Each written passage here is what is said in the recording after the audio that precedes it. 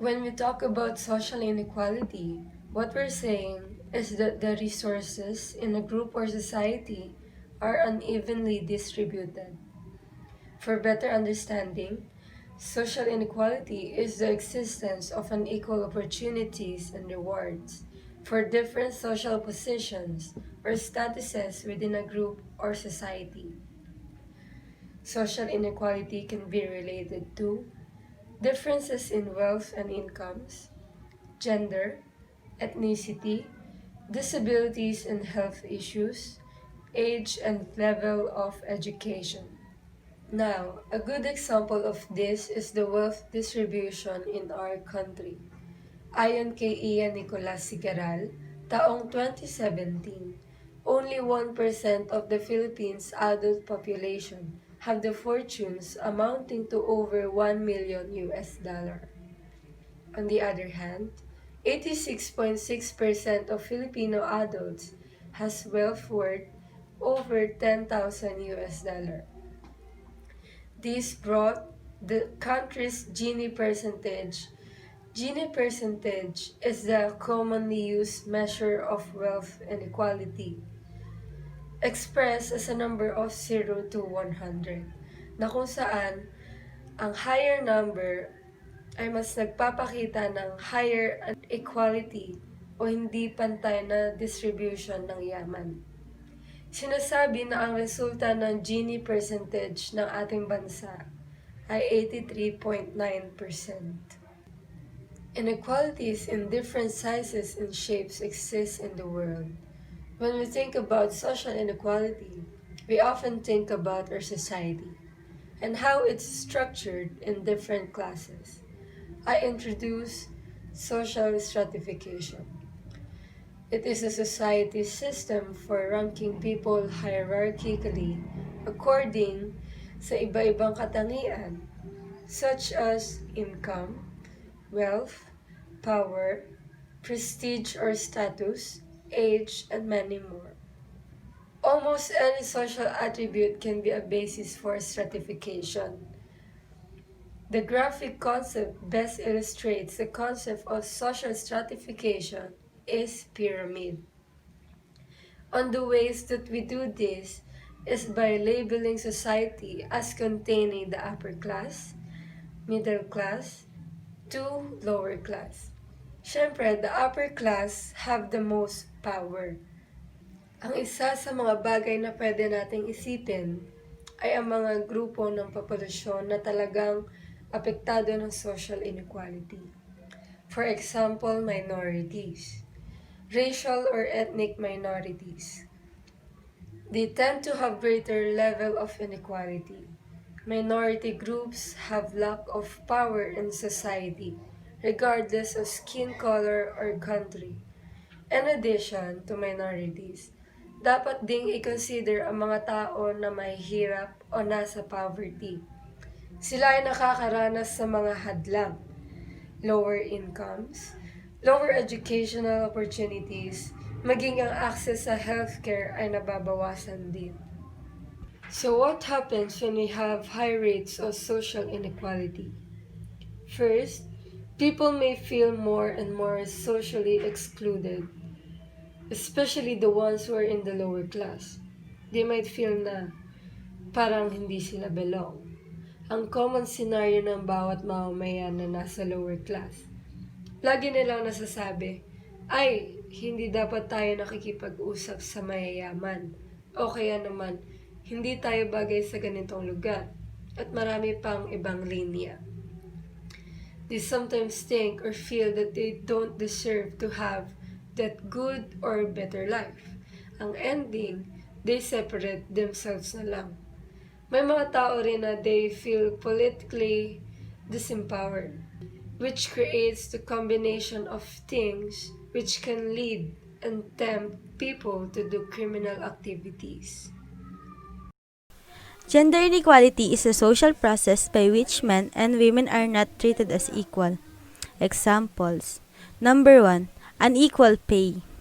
On average, American women are more educated than men.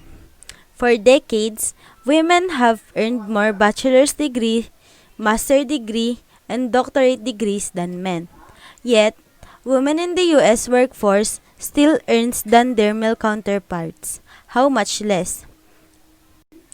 According to the data from the US Census Bureau, the average gender pay gap in the United States in 2018 was around 18.9%, meaning that a woman working a full-time year-round job earns 81.1% as much as her male counterpart.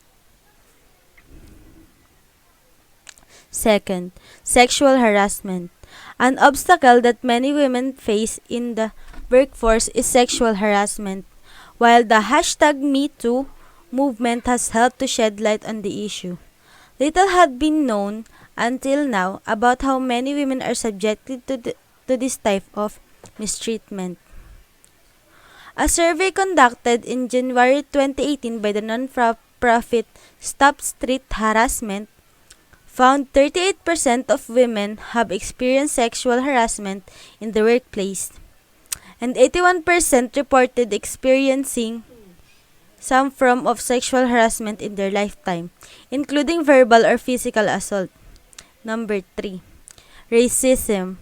Unfortunately, race seems to play a major role in how women are treated and compensated in the workplace.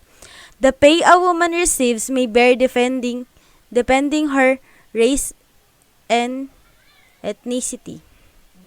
So, data from the Institute for Women's Policy Research found that Asian or Pacific Islander women have the highest median annual earnings and are compensated $46,000. White women follow at $40,000, while Native American and Hispanic women have the lowest pay, earning $31,000 and $28,000 per year. Earnings also vary by race when compared to what men are compensated. Global stratification. Stratification and inequality. Super stratification results. Ito yung nagre-resulta sa naging sistema ng mundo sa hindi pagkapantay-pantay kapag ang pinagkukunan, pagkakataon at pribilehiyo ay binibigay lamang base sa katayuan mo sa lipunan. Simula sa mababa pataas o sa taas pababa.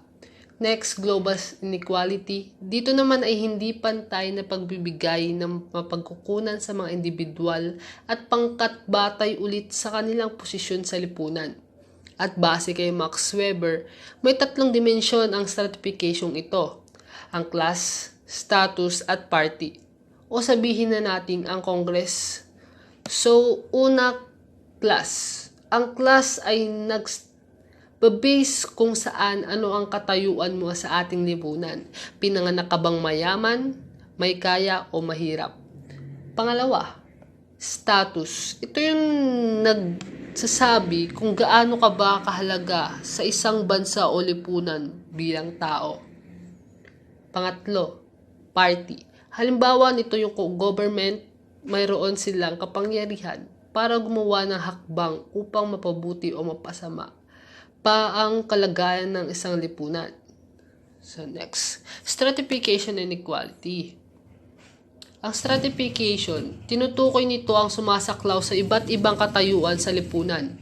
Halimbawa, ang trabaho ko ay isang chef. At ang aking sahod sa loob ng isang buwan, sabihin na nating 40,000. Halimbawa lang.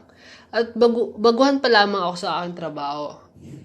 At kasama ko ron si Senan, sabihin na natin. Parehas kaming ng sahod. At pagdating sa sahod ay parehas kaming makakatanggap ng 40K. Samantalang si Sir Janay naman ay isang guro sa isang pribadong paaralan. At kanyang sahod ay umaabot, sabihin na natin 26,000. So, pinapakita dito, kami ni Senan ay pantay dahil parehas kami ng trabaho. Chef siya, chef ako. Hindi naman sinabi dito kung head chef ako, siya ay isang normal lang na chef. So kaya, pantay kami ng sahod. Samantalang si Sir John, bakit 26,000 ang sahod niya, samantala kami 40,000? Sapagkat Sir John Ray ay isang guro. Hindi lahat ng isang guro o sabihin na nating first time pa lang niya Hindi pa siya, sabihin natin kung kumbaga teacher 1, ganun, teacher 2. Kumbaga ano pa lang siya. Nasa unahan pa lang siya. Kaya ang sahod niya, sabihin na natin nga na 26,000. So, dito, nagbe-base lang ito sa estado mo. Kumbaga, kung karapat-dapat lang ba na ito ang ipasahod sa'yo. Ganon. Next, inequality. Nakadepende pa rin ito kung ano ang katayuan mo sa lipunan. Kung mayaman ka ba o mahirap. Dahil dito, may mga bagay na hindi mabibili na isang mahirap na maaaring bilhin naman ng mga mayayaman. At may mga kayang bilhin ng mga mahihirap na kayang damihan o doblehin ang bilang na ito ng mga mayayaman. At pagdating naman sa edukasyon at kalusugan, mga paaralan at malubhang sakit ang kayang matugunan ng mga mayayaman dahil marami nga silang pera. Samantalang kabaligtaran naman ito ng mga mahirap. Hindi nila kayang tugunan ng mga bagay na maaari lamang na tumumbas ng mga malalaking halaga ng pera. Katulad ng halimbawa, may sakit kang cancer. Siyempre kung mahirap ka, papasawalang bahala mo na lang yan. Kasi magsasayang ka lang ng pera. Hintay mo na lang ang araw na ikaw ay mamamatay. Kaysa naman magutom ang pamilya mo at magkabaon-baon sa utang dahil sa malaking pera na dapat gamitin sa ospital para ikaw lamang ay gumaling. Perspective towards stratification. Stratification is generally analyzed from 3 different perspectives: micro, meso, and macro. So first is micro-level analysis. So dito, it focuses on how prestige and personal influence create inequality through face-to-face and small group interaction. So dito, sa macro, which is, pinafocus nyo dito yung individual. At sabi din dito, macro-level analysis is detailed examination of one-to-one interaction between individuals, includes studying people's behavior during a negotiation, confrontations, and everyday conversation. So dito, mas pinafocus dito yung individual, no? Kung paano sila kung paano yung behavior nila, no? Then second is meso-level analysis. So dito sa meso-level analysis is it focuses on how connection to organization and institution produce inequality.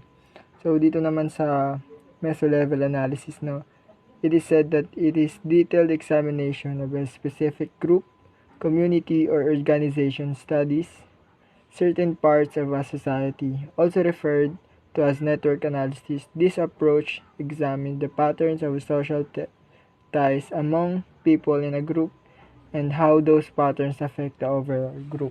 So dito naman, no, mas pinafocus dito yung sa community, organization, or certain parts ng groups.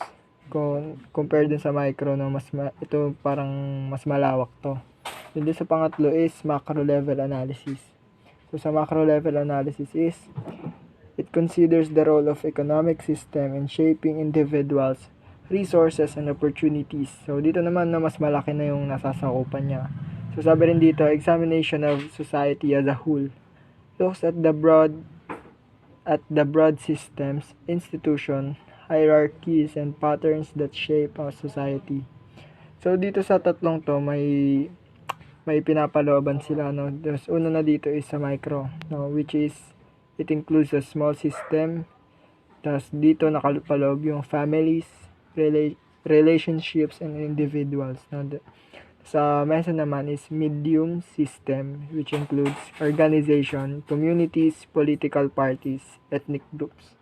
Tapos sa panghuli is sa macro, which includes the large systems. Tapos nakapaloob dun is nations, legal system, and economies.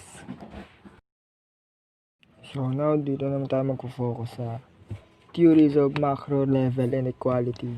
So we have 3 theories of global social stratification. First is the theory of development and modernization. So dito, some use this theory to argue that poor nations remain poor because they hold onto traditional attitudes and beliefs technologies, and institutions such as traditional economic system forms of government.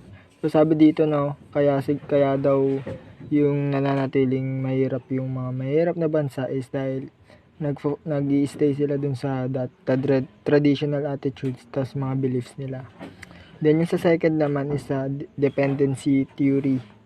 So sabi dito, it blames colonialism and neocolonialism, continuing economic dependence on former colonial countries for global poverty. Countries have developed at an uneven rate because wealthy countries have exploited poor countries in the past and today through foreign debt and transnational corporation.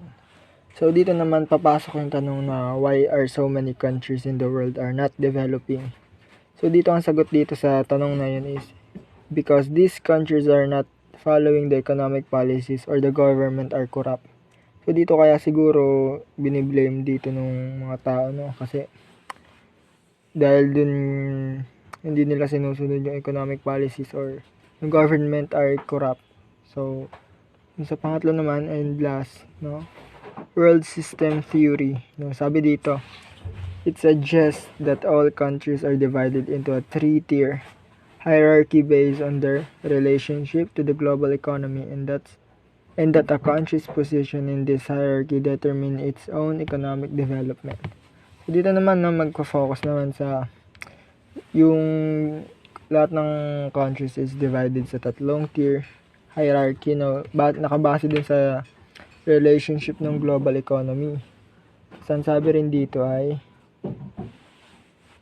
the world system theory developed by sociologist Emmanuel Wallerstein is an approach to world history and social change that suggests there is a world economic system in which some countries benefit while others are exploited. So yun 'di ba yung mga countries na yung iba nagbe-benefit tas yung iba naman exploited. So yun.